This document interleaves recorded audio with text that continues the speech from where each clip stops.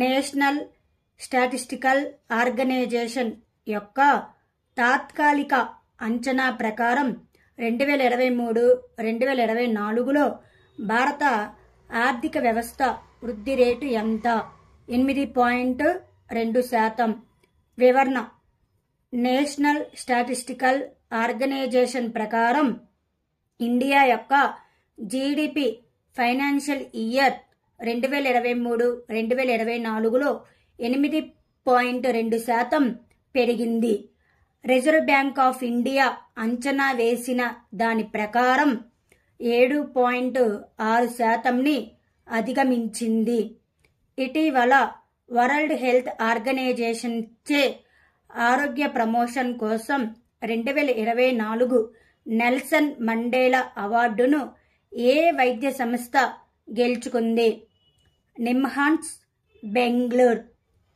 ఇటీవల పిహెచ్డి విద్యార్థుల కోసం ఏ సంస్థలు సంయుక్తంగా భీమ్రెన్ చొరవను ప్రారంభించాయి?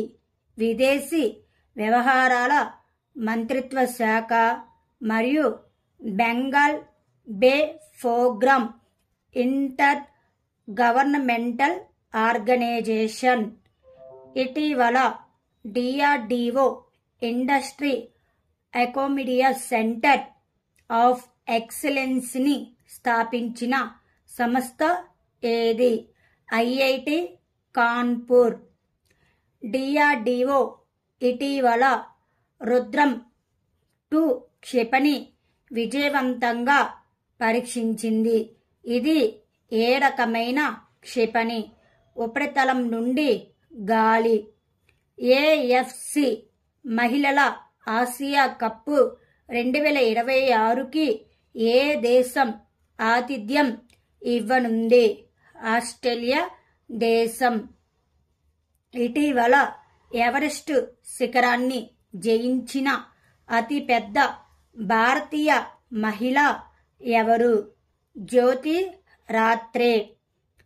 అణు భద్రతపై అంతర్జాతీయ సమావేశం ఇటీవల ఎక్కడ జరిగింది?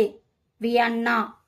హైడ్రోజన్ ఫ్యూయల్ సెల్ బస్ కోసం భారత సైన్యం ఎవరితో ఒప్పందం కుదుర్చుకుంది? Indian Oil Corporation limited.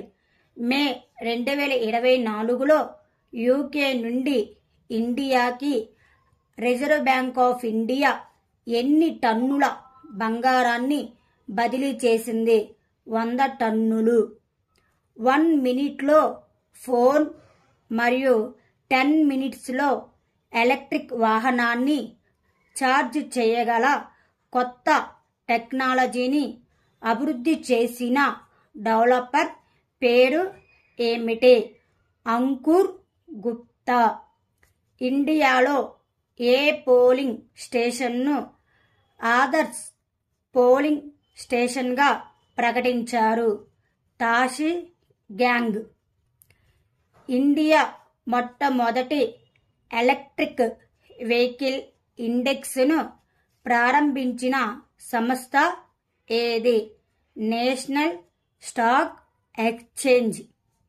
ఇండియాలో మహిళలకు ఋతుక్రమ సెలవును ప్రవేశపెట్టిన మొదటి రాష్ట్రం ఏది? సిక్కిం హైకోర్టు. ప్రపంచంలో మొట్టమొదటి చెక్క ఉపగ్రహాన్ని ఏ దేశం అభివృద్ధి చేసింది? జపాన్ దేశం.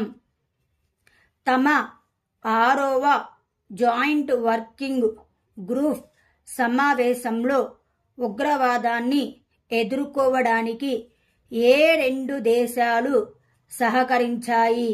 India and Japan.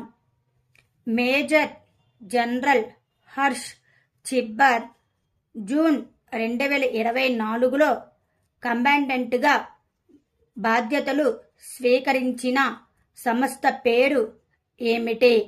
College of Defence management.